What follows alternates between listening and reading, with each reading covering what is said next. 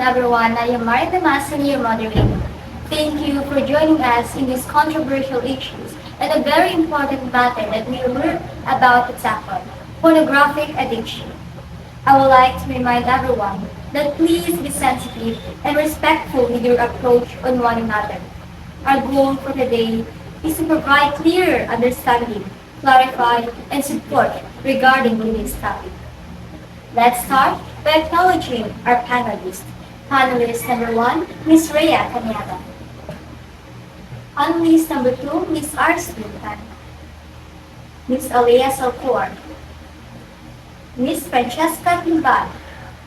And Ms. OLITA. Allow me to introduce our instructor, Kyle CANETE. To remind everyone, I would like to invite anyone to be comfortable to share their experiences or thoughts in this topic. But please be mindful of others and use respectful language. Before we start the discussion, we have these rules that is need to be followed. Instructor, please state the rules. The rules are generate light and not heat. Let's have a healthy debate. And rule number 2, one person talks at a time. That's all. Now, to ensure that we could clearly understand the topic, let's define first pornographic addiction. It refers to compulsive and harmful engagement with pornography that interferes with daily life, relationships, and work. Now, let's open the floor for Mr. Kyle CANETE to explain more on how did technology and the internet change how teenagers access and interact with content. Technology and internet have drastically changed how teenagers access harmful content, like pornography, making it more accessible and increasing the risk of exposure at a younger age. To protect youth, it's essential to prioritize responsible guidance and parental controls for safer online experiences. Thank you, Mr. CANETE, for explaining us about how internet gives easier access to sensitive content. Now, to elaborate the topic, let's hear Ms. Rhea Canada. What do you think are some reasons why teens might be curious about explicit material? I personally think that experimenting, exposure to sexual materials, romantic relationships, friends' influence, lack of knowledge, social media porn links, and puberty are some reasons that teens' curiosity start. Thank you for your prompt answer, Ms. Canada. Ms. OLITA, it's your time to express your perspective. How do you define the difference between the casual exposure and excessive consumption of explicit content? Casual exposure to explicit pornography is often defined as a sporadic or intentional viewing that has no substantial negative effects on one's daily life or well-being. It might be natural, reasonable, interest in sexual content. On the other side, excessive consumption or addiction, it entails expulsive, frequent, and extended use of explicit porn that affects one's everyday functioning, interpersonal connections, or mental health. It is characterized by lack of self-control, and an increased intolerance where more explicit content may be needed to provide the same amount of gratification. It is imperative to seek out professional assistance and support if someone feels they have a problem with their intake of pornography. Thank you. Thank you for providing that information quickly, Ms. OLITA. Ms. Arstene, the floor is yours now. What are some signs of that a teenager might be uncomfortable with their content consumption? Thank you for that question. Pornography addiction is more common these days than before due to everything being available at the touch of a screen. And more than adults, it is the teenagers who are suffering from porn addiction. And addiction can change the whole personality, action, and emotion, and can easily tempt our teens to get addicted to porn. Some signs that a teenager is addicted to a porn are sudden changes in mood. The shame and guilt caused by their obsession in pornography will result to depression and anxiety. They also tend to lie and behave secretly by spending a lot of time in their rooms and being overprotective of their girlfriends. Thank you for your response to Miss Tana. But we have an additional question. Do you think explicit content can affect how teenagers view relationships and social interactions? Yes, being addicted to porn can change how teenagers view relationships. Like for example, the unrealistic expectations rather. They will think that what they see in some pornographic contents are the same in real life. It can result to a toxic relationship. One may think that a relationship only revolves in sex and their expectation rather are too much for their partners and that will make them feel ashamed. Pornography can have negative consequences for both the user and his or her intimate partner. Some of the common damaging effects of pornography for users can include addiction, isolation, increased aggression, distorted beliefs and perception about relationships and sexuality. Thank you for that information, Ms. Tana. For the next question, let's welcome again Ms. Ruby OLITA. What impact might explicit content have on teenagers' self-esteem? Unrealistic expectations about one's own beauty and sexual and performance can result from exposure to idolize and unrealistic depictions of bodies and sexual experiences and pornography, which can harm one's self-esteem. Second is guilt and shame. Feeling of guilt or shame about consuming graphic content can lower one's self-esteem. Since they view that actions as immoral or social and inappropriate. I appreciate your swift reply, Ms. OLITA.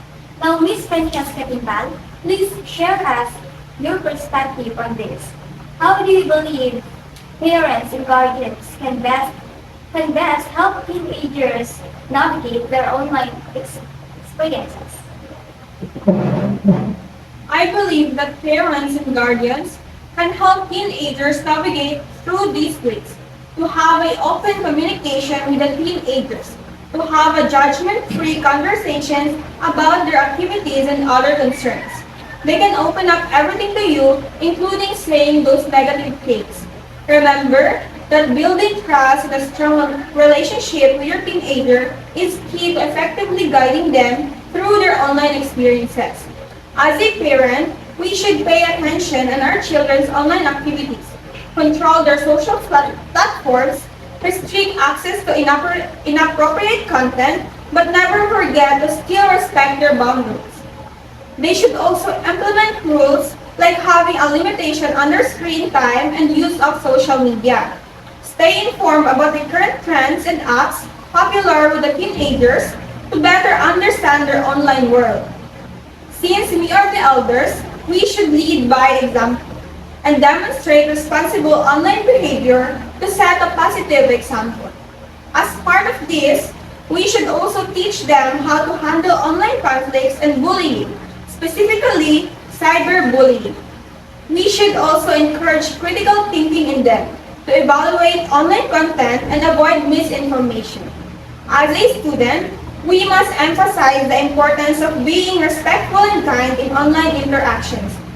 Encourage recreational activities, hobbies, sports, and socializing with others.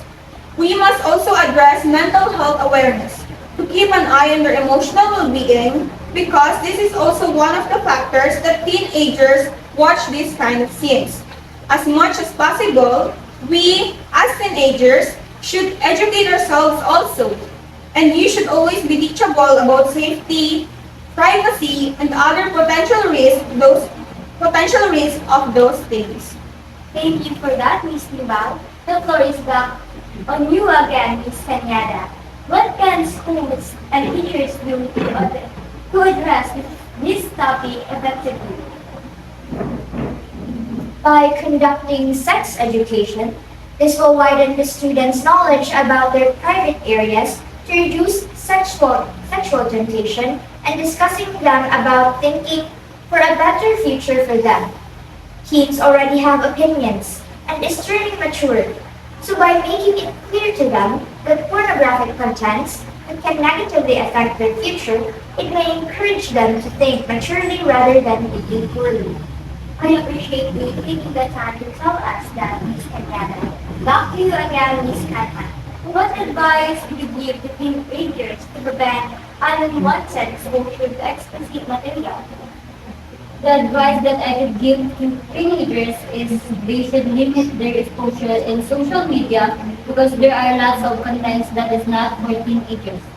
And their curiosity will entice them to search those kinds of things. And avoid being with friends who engage in that kind of activities. Thank you. Thank you for your input, Ms. Cañada. We will be back again at Ms. TIMBAL. How can teenagers support friends who are struggling with this issue? Although, according to American Psychiatric Associations, pornographic addiction is not yet considered as a mental health disorder. But these are the steps that can be used to address this addiction. Supporting a friend struggling with pornography addiction can be challenging, but also you can provide valuable assistance as a teenager also. Encourage your friend to talk about their feelings and experiences without judgment. Let them know that you're there to listen and offer support. Be patient and understanding. Know that recovery is a process and there may be setbacks. Encourage them to have a professional help, like counselors, therapists, or a support group specialized in addiction recovery. You must also learn about the nature of addiction and its effect. This will help you better understand your friend's situation. You should also still respect their privacy. Be mindful of their need for privacy and confidentiality. Encourage your friend to engage in healthier activities like recreational activities and hobbies to divert their attention from pornography. Continue to be a good friend by maintaining your usual interaction and activities with them. Supporting a friend with an addiction can be emotionally draining. Make sure to take care of your own well-being also, and don't hesitate to seek for advice from a trusted adult or counselor if needed. Thanks for letting us know, Ms. TIMBAL. It's your floor now, Ms. Alleah, for floor. How can technology be part of the solution to this problem, helping teenagers make better choice? Thank you, Marianne. Many people said that technology would worsen individuals' addiction, but the truth is that tech can be part of the solution to this problem, helping teenagers make better choices if they use it in the right way. With the help of technologies, we can prevent this pornographic addiction. There's many apps now that can protect and provide advices for us. But we need to keep in mind that breaking this habit requires a great effort and constant monitoring. Thank you. I appreciate your update, Ms. Alleah. Now back to you, Mr. Cañete. Are there any apps or online tools that can assist teenagers in controlling their content consumption? Actually, yes. And an example is the app called Parental Control. And about this app, they allow parents to block or restrict access to inappropriate websites, apps, and content, ensuring their children are exposed to age-appropriate material. These apps enable parents to control which app and games the children can download and use, helping to avoid exposure to potentially harmful or addictive content. We appreciate you taking the time to discuss that, Mr. Cañete rather. Ms. Cañada, the floor is yours again. Why might there be a stigma around discussing this topic openly? This is due to how parents make the children believe that this kind of topics are inappropriate, bad, and embarrassing for kids and adults to discuss, making those children to grow up believing that this is an embarrassing to discuss publicly. This is also because of society and other people's opinion if we're speaking about pornographic topics publicly. Thank you for that information, Ms. Kanyara. Ms. Salcor, this question is yours again. How can teenagers help reduce the stigma and create a more open environment for discussing these issues? Teenagers can help reduce this stigma and create a more open environment by doing activities and actions. One of it is having a frank discussion and explaining to each and every one of us that porn isn't real life. If all of these can help us overcome, we should seek professional help in the form of outpatient or residential treatment and therapies. Thank you. Thank you for the prompt answer, Ms. Salcor. This next question is yours again, Ms. Timbal. How can teenagers balance the right to information and the responsibility to protect themselves from harmful content? Maintaining a healthy balance between the access to information and the obligation to protect oneself calls for a continuous education and guidance. Encourage teenagers to develop strong connection with themselves. They should be able to critically evaluate information, sources, to identify fake news and understand the potential dangers of online. Help them develop critical thinking skills to question the content they encounter online and understand the consequences of their online actions. Teach teenagers to recognize warning signs of harmful content or situations and report them as much as possible on social media and other online platforms to control who can access their information. Use content filters and parental control software to help block harmful content. These tools can serve as a safety net. Ensure teenagers know to seek support if they encounter distressing content or situations online. These could include reaching out to parents, teachers, and counselors. Thank you for providing that information quickly, Ms. Timbal. For this next question, Ms. Salcor will leave the floor again. Are there any rules or guidelines that should be in place to help teenagers navigate explicit content? Right now, Internet has a huge access of pornographic sites available for unrestricted viewing by adults as well as teenagers. So in order to help teenagers navigate explicit content, rules and guidelines should be in place. Thank you. Thank you for responding quickly, Ms. Salcor. Ms. OLITA, this question is for you. Do you know any resources or websites that offer guidance for teenagers dealing with content-related issues? There are many resources and websites. One of these are National Council on Sexual Addiction and Compulsivity. These sources often support and information to those who are battling various types of sexual addiction, including a pornographic addiction. Second is Your Brain on Porn. This website explains the science behind addiction to pornography and how it may impact the brain. Additionally, it provides recuperations resources. Thank you. Thank you for that, Ms. OLITA. Before I end this forum, let's first invite Mr. Olin Jude CAPAO for a virtual conversation regarding with this topic. What a pleasant day, sir. Regarding with this topic, I have this question. What are the most important things that you have learned from the discussion, and what actions can teenagers take to navigate explicit content responsibly? From our discussion, it's clear and understandable that the impact of pornographic addiction among teenagers can have negative consequences on their mental and emotional well-being, relationships, and even their perception of healthy sexuality. To navigate explicit content responsibility, teenagers should take this.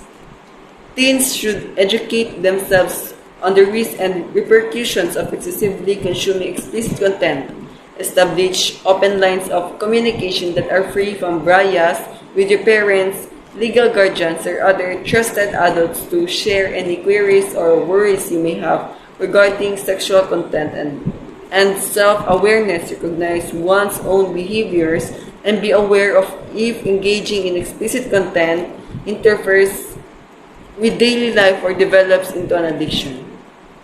Teenagers must be aware of the potential repercussions and make wise judgment regarding their media use, always aiming for a healthy and balanced approach.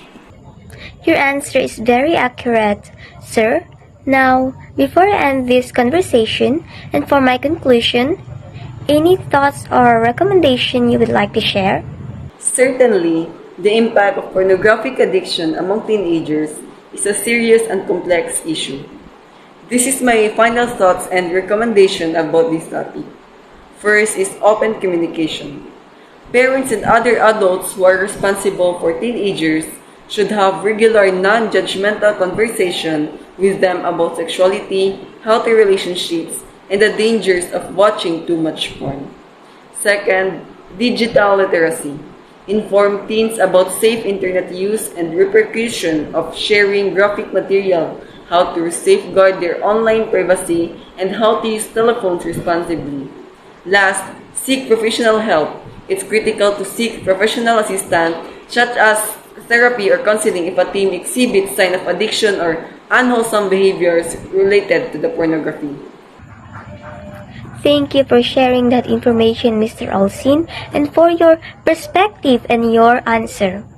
We appreciate you taking the time for us to have a virtual conversation with you. Now, the floor is now open for the audience. They can finally ask questions.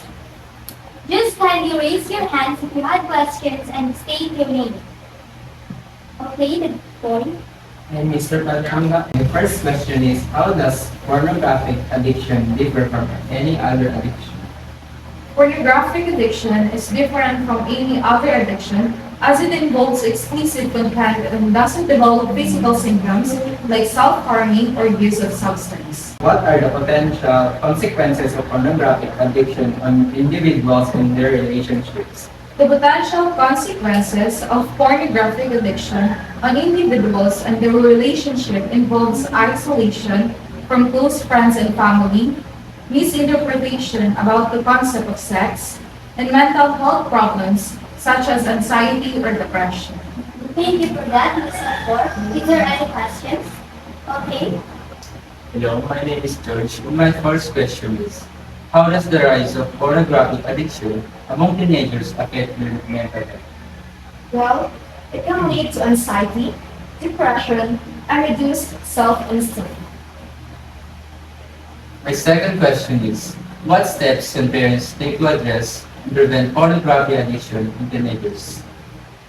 Open communication and parental controls are essential strategies. Thank you, Ms. Rhea. Any questions? Okay, please. Hi, I'm Camille, and who is more interested in watching pornography? And why would they rather watch pornography than watch television shows? So, according to research, men are 4 times more likely than women to report having watched pornography in the past month. 44% for men and 11% for women. In contrast, 40% of young men and only 26% of senior citizens said that have watched pornography at some point during the past month. They would rather watch pornography because maybe for them it's better to watch shows like this and they enjoy it more. Thank you, Ms. Rhea. My second question is, why do people enjoy watching the pornographic scene? And is it good for them to watch that kind of scenes? No, because pornographic images can arouse sexual desire or curiosity or feeling of exploration. Many people find enjoyment in seeing them. However, each person's circumstances, including age, religious or cultural views, personal values, and the potential effects on mental, emotional, and physical health will determine whether or not it's beneficial for them to witness this situation. Porn can cause addiction and relationship issues. As a result, it is critical that people make mature judgment about whether or not to consume pornographic media. Thank you, Mrs. Knott. Is there any additional questions? Yes. I'm Krizzia, and my first question is, does your performance at school affect the issue of pornography access? Yes, using pornography may have a negative impact on a student's academic achievement. It may result in a loss of concentration, a disruption of study habits, or even psychological or emotional problems that could affect academic achievement. Students should keep a good balance in their lives and seek assistance if they feel that pornography is interfering with their academic performance. My second question is, will you encourage someone to watch pornographic contents? No, I will not encourage or promote the consumption of pornographic content. If you have questions or concerns related to this topic, or need information about responsible internet use or relationships, I'm here to provide guidance and information that promotes a healthy and informed perspective. Thank you, Ms. Marianne. Yes. I am Marvilyn, and this is my question. Does porn addiction somehow have positive impact to people, or are there any negative impacts? There are positive impacts, especially for couples. An example is to feel sexual satisfaction. Overall, porn addiction has really a negative impact, like emotional distress or having low self-esteem, physical health, and loss of control. My second question is, do you believe that watching pornography worth an individual satisfaction or sexual pleasure? I have neither personal opinions or beliefs. It depends on the individual if viewing pornography is satisfying or pleasurable from a sexual standpoint. It differs from person to person, and viewpoints on this subject are very diverse. While some people find it satisfying, others could view it differently. It's crucial to approach such subjects with a fair and educated perspective, taking into account potential advantages and hazards, and making choices that are consistent with one's values and interests. Thank you, Ms. TIMBAL. Okay. My name is Ricmanton, CELEDIO, and my question is, what feelings can someone experience from viewing pornography? Furthermore, watching porn can have negative effects on mental health, including increased anxiety, depression, and stress. It can also lead to the development of negative attitudes towards women and distorted perceptions of sex and sexuality. Do you experience feelings of guilt, shame, frustration, or hopelessness after you view pornography? I think it can have profound psychological effects, like generating feelings of shame and emotional distress. It can lead to or stem from comorbid psychological disorders like anxiety and depression. To elaborate more regarding this topic, let's invite Dr. Christoper Fernando.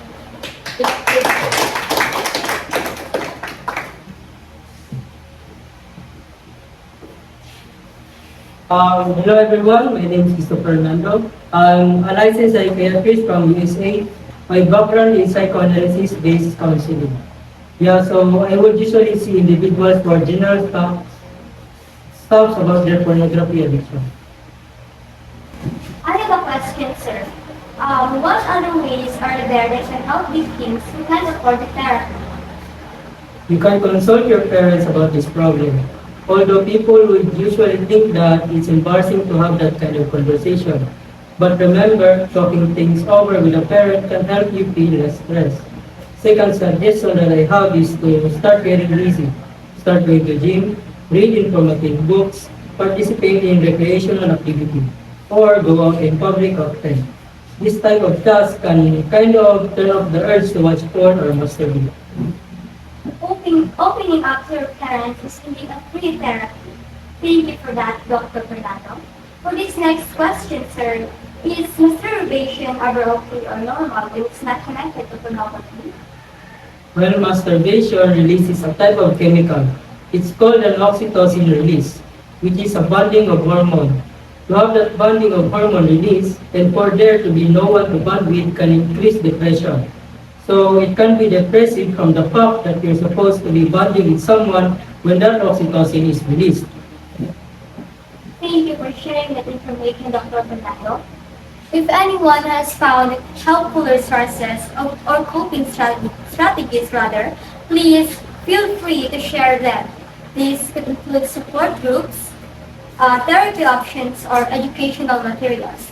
As we conclude, remember that seeking help is a sign of strength. If you or someone you know is struggling with pornographic addiction, there are resources available. Let's continue this conversation outside of this forum and work together to build a healthy and mature community. Thank you for all your openness and participation.